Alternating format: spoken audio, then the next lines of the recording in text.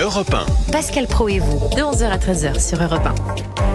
Vivre encore et toujours avec la menace terroriste. Le gouvernement rehausse donc le niveau Vigipirate à urgence attentat après l'attaque à Moscou revendiquée par l'État islamique et les menaces qui pèsent sur notre pays. L'attaque vendredi dans la capitale russe a fait au moins 137 morts et 182 blessés en France.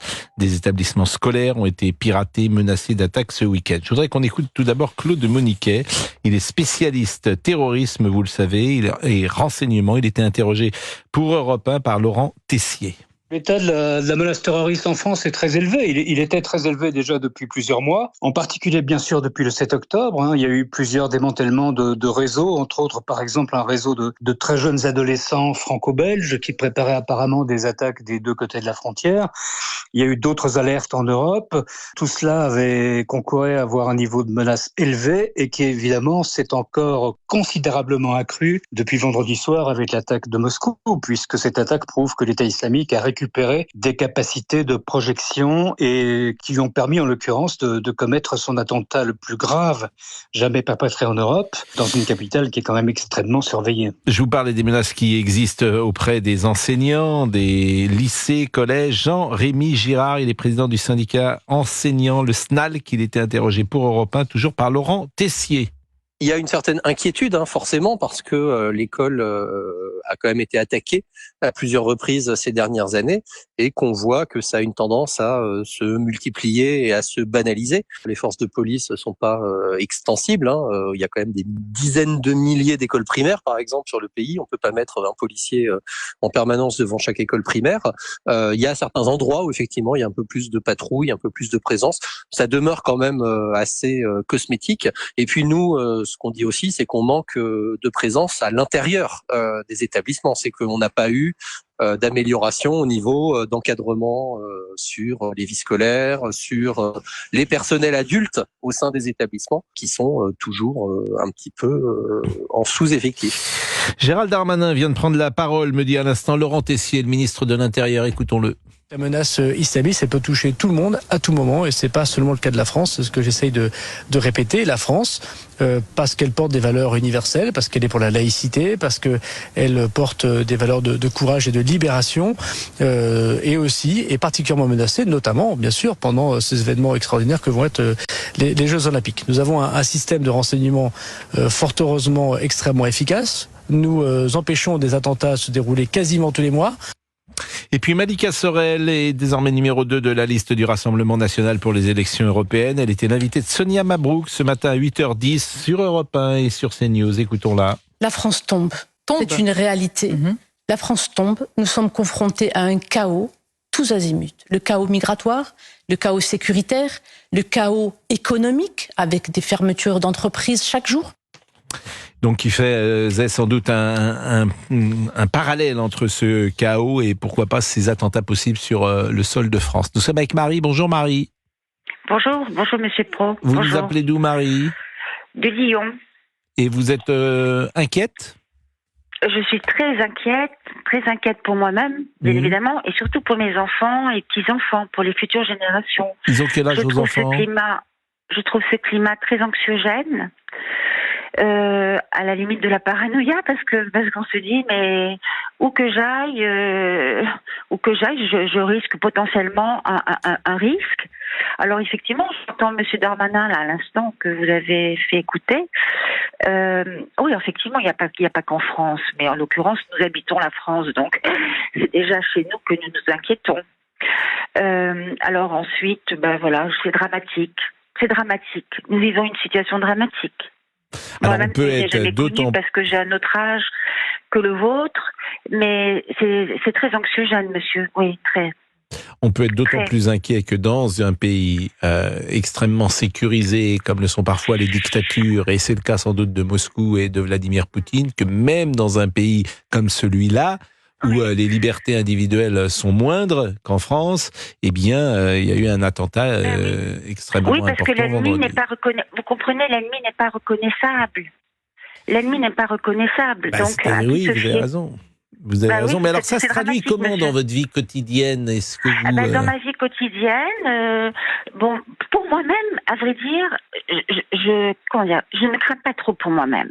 Mais quand je me promène avec mes petits-enfants, je suis très craintive. C'est-à-dire que je me retourne assez souvent pour voir si je suis suivie par qui. Vous voyez, c'est la limite de la paranoïa, je le reconnais. Ils ont quel âge, vos petits-enfants? Il a 8 ans. Après, mes petites filles ont 20 ans, mais bon, elles sont grandes. Mais par exemple, ils vous parlent de ça, vos enfants, petits-enfants, même les grandes qui ont 20 ans, est-ce qu'elles sont... Non, pas du tout. Alors, elles ne sont pas du tout concernées, pas du tout. Et le petit, j'imagine, Moi, le petit, je n'en parle pas. C'est pas mon rôle. Déjà, les parents n'en parlent pas. On essaie de le protéger, vous comprenez. Il faut protéger nos enfants. Ils ont bien le temps de vivre dans la terreur. Hein. C'est ce qu'on appelle le terrorisme. En fait, ce que vous dites incarne ce qui est précisément le terrorisme. C'est-à-dire que ça terrorise. Oui. Et vous êtes comment, monsieur Paul, avec vos filles? Vous avez 4 filles. Comment le vivez-vous? Je fais comme tout le monde. Et elles ne sont pas... elles sont dans la ville, elles sont dans Paris, elles sortent. Qu'est-ce que vous voulez que je vous dise? Alors, vous allez au Galeries Lafayette, on se dit, tiens, ça peut péter. Vous allez au cinéma. Enfin, je veux dire, où que vous alliez, finalement, il n'y a que chez soi qu'on soit tranquille, quoi. Ouais. Enfin, j'exagère un peu, si vous voulez, mais dans l'absolu, c'est un peu ça, quoi. On sait plus, parce que le drame peut frapper à n'importe quel moment. Oui. À n'importe quel Bien lieu. Sûr. C'est le principe d'ailleurs du terrorisme. Alors, il y a eu d'autres terrorismes dans l'histoire. Dans les années 70, par exemple, il y avait la bande à Bader et il y avait les brigades rouges. Il y avait même des enlèvements. Moi, je me souviens, il y avait un grand patron allemand qui devait s'appeler... Alors, il y a le baron Empin qui avait été effectivement enlevé en France, et puis il y avait un autre grand patron allemand qui s'appelait Hans-Martin Schleyer, je crois. Oui, mais qui c'est avait tout à fait été, ma génération. Voilà, donc qui avait été... Ça, c'était l'extrême gauche. C'était l'extrême gauche. Il y a Action Directe, Action Directe a tué Georges Best, qui était le patron de Renault, un soir, rue Edgar Quinet. Donc, bon, il y a toujours eu effectivement cela, mais ce terrorisme islamique, effectivement, il est très présent en Occident, bien sûr. Voilà, quand c'est politique, là, les attaques, là, les attentats extrémistes des années Bader et compagnie en 70, ça ne ciblait que les patrons d'entreprise, les juges. Vous voyez, c'était très ciblé. Tandis que là, vous marchez dans la rue. C'est une salle de concert, c'est un stade de football. Ben voilà, alors vous avez raison. Enfin, moi, je ne peux qu'être très, très... Il y a peut-être des gens d'ailleurs qui sortent moins, qui vont... on le sait bien d'ailleurs, après l'attentat du 13 novembre, pendant un certain temps, des gens ont sans doute hésité à aller au cinéma, en salle de concert, etc. Bien sûr, regardez tous ces pauvres gens qui sont morts au Bataclan, sur la promenade. Enfin, je veux dire, le prêtre que l'on a assassiné dans l'église. Je veux dire, c'est même dans les petits villages. Marie, je vais vous remercier, pardonnez-moi de vous couper, mais c'est vrai que votre témoignage est très intéressant parce que je pense qu'il représente... Il y a beaucoup de gens qui auraient pu dire aujourd'hui exactement les mots que vous venez de dire. Il est très représentatif, je pense. Et c'est pour ça aussi que c'est intéressant d'écouter les uns et les autres et de donner la parole aux auditeurs, en l'occurrence d'Europe 1, parce que ce que vous avez dit, beaucoup de gens peuvent se retrouver dans vos mots. Et je voulais vous en remercier pour cela dans cette ville de Lyon, belle ville de Lyon, où l'équipe de France a perdu ce week-end. Vous avez regardé un peu le football? Oui, j'ai transformé, mais alors, oui, bien sûr. Il y a quelque chose qui m'a frappé, je pense que le bleu du maillot, qui est sublime. Magnifique. Il vous fait pas penser à un bleu? Ah bah oui. Non, c'est le bleu européen. Ils nous ont copié. Je pense que c'est le bleu européen, c'est exactement, c'est ce bleu. Alors, bleu j'ai pétrole. entendu bleu roi. Vous trouvez que ça c'est un bleu pétrole? Pour moi c'est pas ça le bleu pétrole. Mais pour moi, ça s'appelle un bleu pétrole, le bleu européen. Un petit peu quand même. C'est un peu quand même. Ouais. Il y a bleu marine, il y a plein de variations de bleu. Oui, non, mais il y a le bleu marine, comme vous le savez, il y a le bleu ciel. Oui, ça, j'ai des bases. Il y a le bleu roi. Vous avez raison. Le bleu pétrole c'est plus vert. Oui. Voilà, Bleu Roi, vous avez raison. Si on regarde Bleu Est-ce que Roi, c'est Bleu Roi? le Parce nuancier nous dit que c'est plus Bleu Roi. Ouais. Qui ça? Le nuancier oui. de couleur. Un Vous savez nuancier. pas ce que c'est qu'un quelqu'un, nuancier? Un nuancier de c'est- couleur. Non, Oui, non, le non, nuancier. c'est pas mon pote. Oh là là. Non, mais quand vous faites, Non, mais vous avez raison, c'est quand plus vous le Bleu faites ce Roi. qui vous est pas arrivé, refaire votre appartement. Il y a un monsieur qui arrive. Alors, Voilà. si vous avez beaucoup d'argent, vous faites venir un décorateur. Je vous le conseille pas parce que tous les appartements après se ressemblent, c'est moche. D'accord. Vaut mieux que ce soit personnel. Mais D'accord. si vous faites un peintre, le peintre, il vous dit vous voulez du blanc. Vous Oui. allez dire je veux que mon mur soit blanc. Oui. Donc à ce moment-là, il vous appelle ce qu'on appelle un nuancier. C'est un nuancier, c'est des échantillons en carton. Plusieurs T'as plein, t'as un blanc mat, peut-être un blanc gris. un blanc- Et c'est ça le nuancier. Ok. Mais comme faut tout vous apprendre. C'est pas quelqu'un qui vient. Non, et- c'est pas quelqu'un. Bonjour, je suis nuancier. Comment ça va? Bah alors, je vais essayer de nuancer vos propos. Non, un nuancier, enfin, vous savez pas ça? Mais non, je ne sais pas ça. Et on en trouve dans Mais les c'est- magasins de c'est bricolage incroyable aussi, de- au rayon Comment peinture des magasins de bricolage. Mais vous allez jamais nuancier. chez Bricorama? Ah, Ou mais le Roi non, Merlin. Non, jamais. Ou quoi, Bricorama ou Télérama, comment ça s'appelle les autres? Télérama, Non, le il Roi faut- Merlin, faut le Roi dire Merlin. que- Bricorama, le Roi Merlin. Le Roi Merlin, non. Il faut dire 2 ou 3 noms. Quand je viens, il faut en dire 3. Donc, Bricorama, le Roi Merlin, qu'est-ce qu'il y a encore? Mais je sais pas. Bricomarché. Bon. Non, oh, oui. Eh ben, c'est ce qu'on appelle un nuancier. D'accord. Oui. Bon, bah, Voilà. bon, bah, Bon. faut pas que je cherche ton numéro alors. Bon. Non. Allez, la pause, à tout de suite. Pour réagir Et avec. surprise, restez avec nous parce que triple surprise. Non. Voilà. À 12h04, 12h05, 12h06. Triple surprise qui concerne Émilie Dez, Oui. Ah, ok. Madame Géraldine Hamon, ici présente, et notre chorale parce que c'est lundi. Oh. Ah oui, puisque la semaine dernière on a raté le lundi, il était Échec. pas content, hein, Échec. notre ami. Alain Liberty. Non, Alain Ah. Liberty, il est Pardon. pourquoi Excusez-moi. Il est très content, Alain Liberty. Ah, ok. Bah, il est reparti à Tahiti. Non, Jessie Garon n'était pas content. Jesse Garon était très mécontent Oh, ça fait un moment qu'il est très mécontent. qu'on ait massacré son disque. Attention Voilà. à la pub. À tout de suite. Pour réagir et donner votre avis sur Europe 1, Rendez-vous sur la page Facebook de Pascal Pro et Chère Émilie, il est 12h06. Je voudrais vous faire écouter quelque chose qui s'est passé tout à l'heure à 11h lorsque j'exprimais avec délicatesse, sans doute, le bonheur pour moi de vous retrouver et d'un plaisir partagé Exactement. chaque semaine. Je voulais qu'on réécoute précisément ce que vous avez dit.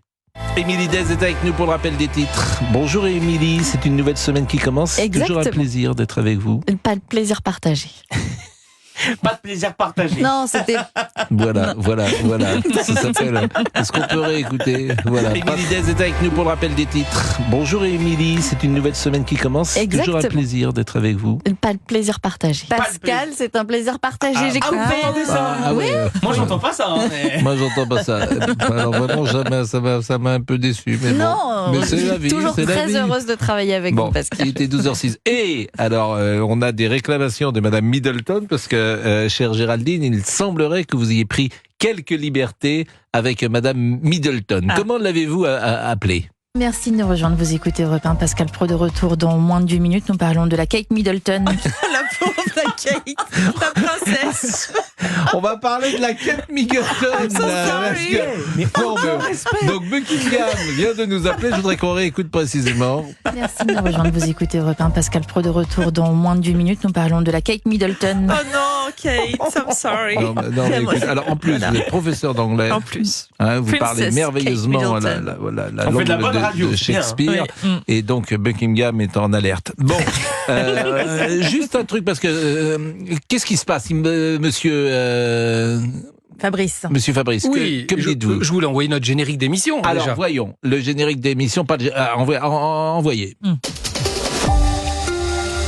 Europe 1, 11h, 13h, Pascal Pro Et la- et vous. Et la troisième petite surprise que je voulais vous dire, évidemment, c'est de célébrer ce lundi comme nous le faisons chaque lundi. Et peut-être là, on a des gens. Vous demandez à des gens, des personnalités de. Oui, avec d'interpréter. Florian Carin-Soumaillan et Géraldine, on demande à des gens Et là, d'interpréter le Et scénario. là, vous l'avez. Il faut reconnaître le. Il faut reconnaître la voix, Ah oui. donc c'est une voix de la maison. C'est une voix de la maison. Alors écoutons. Qui réinterprète la chanson, qui a même réécrit les paroles. D'accord. C'est donc alors je le dis pour ceux qui nous écoutent pour la première fois sur Europe 1. Chaque lundi, nous célébrons Jessie Garon qui avait écrit cette chanson merveilleuse. C'est lundi.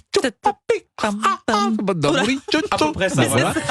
Et donc, comme c'est le lundi, nous passons cette chanson chaque lundi. Et là, on a innové puisqu'on demande à des personnalités de chanter la chanson. Exactement. Oui. Alors façon.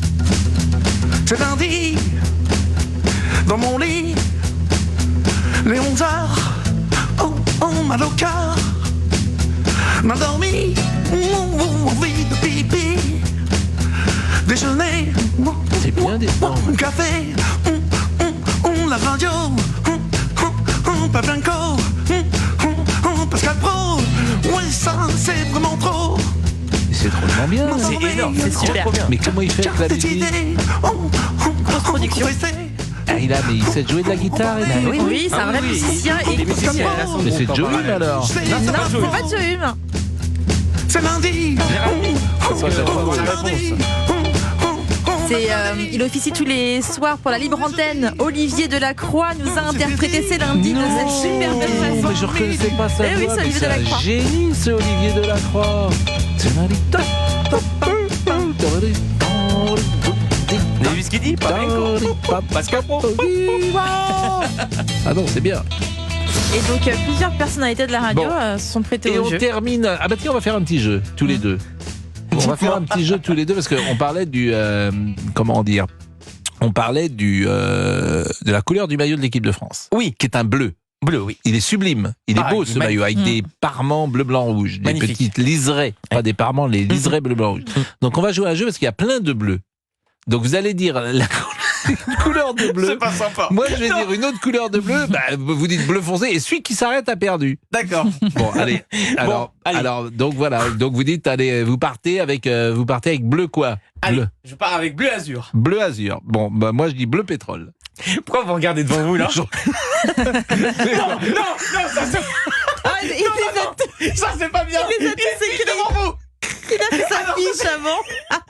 Je rien du tout. Vous avez passé toute la pluie à le répertorier. Mais vous avez 5 ans. Il y en a au moins une quinzaine. Bon alors, allez. Moi je joue plus avec vous. Non, allez. Non, je m'en vais. Mais Marine, le plus simple. Non. Bon, il est parti. Bon alors il y a bleu saphir, bleu clair, bleu foncé, bleu marine, bleu outre-mer, bleu turquoise, bleu indigo, bleu nuit, bleu pastel et voilà. Bon, j'ai gagné tout seul. Bon, il est 12h11. Nous revenons dans une seconde. Ah, vous m'avez fait... Pourquoi vous êtes parti? Non, mais moi je joue pas avec des tricheurs comme vous. Mais je sais pas. Vous avez fait votre anti-sèche, si. C'est pas bien ce que vous avez fait. Il est 11h. Allez, la pause et on va revenir à l'actualité. Oui, plus sérieusement. À tout de suite. De 11h à 13h, vous écoutez Pascal Pro et vous réagissez en composant ce numéro. À tout de suite sur Europe 1. Appelez Pascal Pro au 01 80 20 39 21. De 11h à 13h sur Europe 1. Vivre encore toujours avec la menace terroriste. Nous en parlons il y a quelques instants et figurez-vous que Jean-Éric nous a appelé. Bonjour Jean-Éric, puisque vous êtes concerné au premier titre avec ce qui s'est passé ce matin. Est-ce que vous pouvez nous dire précisément où vous êtes, ce que vous faites et ce que vous avez appris? Bonjour Pascal et bonjour à toute l'équipe. Bravo pour votre émission. C'est pas dans mon habitude d'appeler pour passer en direct comme ça sur les médias, mais là je trouvais important de témoigner. Donc je suis vosgien, j'habite dans les Hauts-de-Vosges et nous avons été informés pas directement par le lycée, mais par les médias locaux, qu'une menace attentat avait lieu sur le lycée de mon enfant, de mon gamin de 15 ans en seconde, lycée Malraux à Remiremont. Et vous n'en savez pas, évidemment, si c'est un coup de fil simplement, si c'est une menace plus précise. Apparemment, c'est précis, ça a été précisé par mail. J'ai eu copie de ce mail que j'ai survolé, qui vraiment précisait des actes graves pour ce lycée-là en particulier. Des actes graves de ce... Là, vous m'inquiétez, c'est-à-dire que c'est pas une menace ? C'était une menace qui prévoyait. J'ai pas lu le texte complètement, mais ils ont pris la décision d'évacuer totalement les 1000 élèves pour les mettre en sécurité. Et là, vous êtes où ? Alors là, je suis à 200 mètres du lycée. Je suis stationné pour aller le récupérer. Pour aller rechercher votre fils. Il est dans quelle classe? Il est en seconde. Bon, et vous êtes à 200 mètres, donc vous étiez, j'imagine, d'une très grande inquiétude, mais entre le moment où la décision a été prise de sortir les élèves et le moment où effectivement ils sortent, il s'est passé combien de temps? Et on a attendu un peu ou... Je n'en sais pas, j'en sais vraiment pas plus. C'est lui qui me donnera ces informations quand je le récupérerai. Moi, j'étais informé de ça sur les coups de 10h, 10h30. Et donc, j'ai essayé de le contacter. J'ai réussi à discuter avec lui par SMS. Ils étaient à l'extérieur, en sécurité. Et j'en sais pas plus aujourd'hui. Mais là, par exemple, vous dites que vous êtes à 200 mètres du lycée. Vous voyez votre fils? Vous voyez des élèves? Pas encore, je suis dans la voiture et stationné et j'attendais d'avoir la communication avec vous pour avancer. Ce qui serait pas mal, c'est peut-être qu'on se rappelle, parce que là il est 12h18, vous allez récupérer votre fils, et ce qui serait pas mal, c'est qu'on se rappelle dans quelques minutes. D'abord, on est rassuré parce qu'il ne s'est rien passé. Est-ce qu'on peut donner ce lycée, ou est-ce que ce lycée, est-ce qu'on garde l'anonymat, Jean-Éric, en même? Moi, je pense que ça serait bien qu'on puisse donner ce lycée qui a été évacué, parce que c'est une information. Tout à fait. C'est le lycée André Malraux à Remiremont. Ah, bon, le lycée André Marmont, alors peut-être qu'on peut essayer de notre côté d'appeler ce lycée pour voir s'il répond et si on peut avoir ou le proviseur ou quelqu'un de l'encadrement. Et puis moi, ce que je vous propose, Jean-Éric, vous avez combien d'enfants? 2 enfants, un grand de 37 ans et un plus petit de 15 ans. Ah oui, effectivement, là, il s'est passé entre les deux 22 ans. Il s'est passé des choses. Il s'est passé des choses, comme vous dites. Bon, et il est doué, comment il s'appelle votre fils? Médéric. Et ça se passe bien à l'école? Très bien, très bien. Bon, aucun problème. Est-ce qu'il sait déjà ce qu'il veut faire? Clairement, c'est très compliqué, pas vraiment. Ouais. Pas vraiment. C'est vrai qu'à 15 ans, c'est pas vraiment. C'est difficile. Hein. Mais parfois, certains le savent à cet âge-là.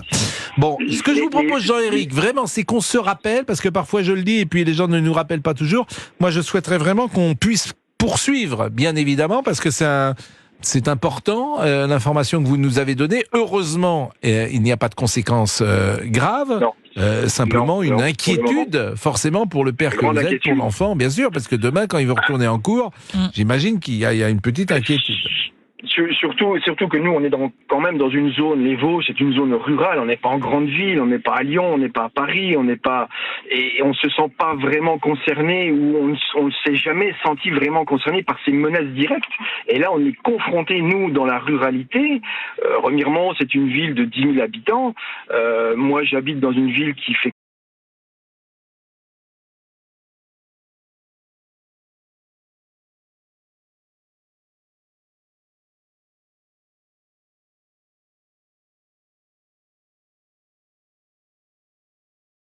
serait à moins. Oui. On le serait à moins. Voilà. Vraiment, merci. On s'appelle tout à l'heure. Il est 12h21. Pas de souci. 11h, 13h. Pascal Praud sur Europe 1. On reste sur ce sujet, peut-être de la menace terroriste, et on peut évoquer cela avec Serge, peut-être, en même temps qu'on peut parler de ce qui s'est passé au-delà de la menace terroriste à Paris, de ce qui s'est passé en Russie vendredi. Bonjour. Bonjour Pascal. Quel est votre sentiment? Vous aviez envie d'intervenir sur le sujet de la France ou sur ce qui s'est passé en Russie? Sur ce qui s'est passé en Russie, moi je pense que c'est déjà prémédité. On fait pas ça comme ça, on n'envoie pas 10 mecs au casse-pipe sans une préparation bien avant.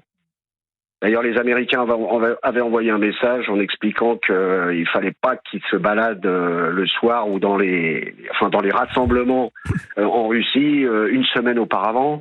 Je pense que le MI6 est responsable et que l'OTAN et les USA sont responsables de ce qui vient de se passer. De toute façon, on veut essayer de déstabiliser le pouvoir à l'intérieur de la Russie pour déstabiliser en même temps Poutine. Voilà. Serge, j'entends ce que vous dites, mais pour le moment, c'est un attentat qui est revendiqué par l'État islamique. Alors, Non, l'État islamique en tant que Ramadan ne fait absolument aucun attentat. Au contraire. Moi, j'en doute. Bah, vous en doutez, J'en doute fortement. c'est dans cette période-là, ça peut être. Mais ce qui est intéressant, moi je veux bien que vous ayez une thèse ou une analyse complotiste là-dessus. Mais pour le moment, c'est pas complotiste, c'est réaliste, c'est pas pareil. Oui, c'est ce que dit toujours un complotiste. Mais par définition, de là où vous êtes, de là où je suis bien incapable d'avoir des informations définitives. Ce qui m'étonne toujours, c'est comment vous, de Paris, ou je ne sais pas où vous habitez d'ailleurs, comment 94, Charenton. Comment vous pouvez vous faire une opinion définitive, sauf à l'avoir eue avant même que l'attentat ait lieu? Parce que j'ai des informations qui viennent directement de Russie. Moi, j'ai des amis russes. J'ai beaucoup de. Vous savez, je vous l'avais dit la dernière fois. Je suis d'origine russe. Je suis pas un complotiste. Je suis pas. On dit pro-russe. Ouais, je suis pro-russe. Je le dis franchement. Je suis pro-russe. Mais convenez que si vous êtes pro-russe et que vous avez des amis russes, convenez que les Russes eux-mêmes, pour des raisons évidentes, auront une analyse qui sera celle de Poutine, qui entre guillemets les arrange. Non, pas forcément. Non. Par exemple, pour le moment, Poutine explique que c'est de la faute de l'Ukraine. Pour le moment, je vous le répète, rien ne va dans ce sens-là. Rien. De toute façon, il y aura le problème de l'Europe, de l'Occident et de l'Ukraine, c'est qu'ils n'arrêtent pas de mentir. Vous avez vu Macron, ce qu'il a expliqué à la télévision.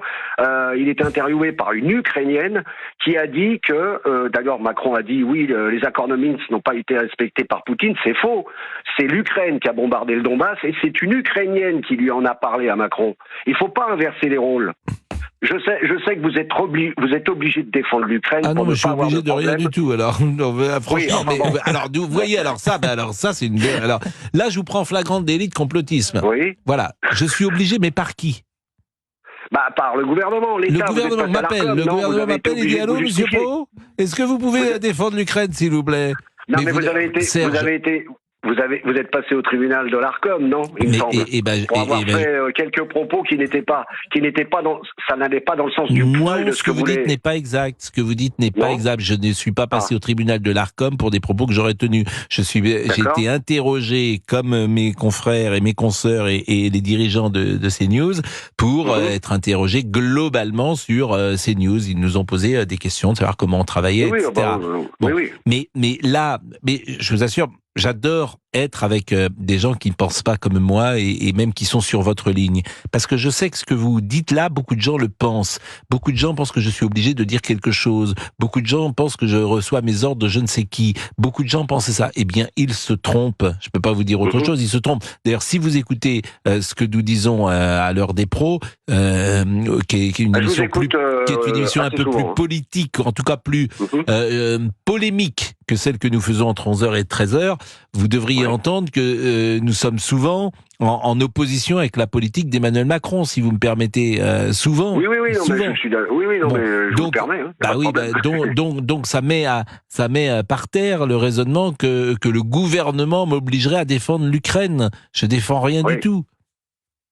La dernière fois que je vous ai eu au téléphone, vous aviez dit que les Ukrainiens, il fallait continuer à envoyer de l'armement. Vous savez, en envoyant de l'armement, on fait plus de morts, donc la paix n'arrivera jamais. Non, je ne sais pas si j'ai dit ça. J'ai dit je dis toujours la même chose sur le débat. Je dis que les Français pourraient être concernés.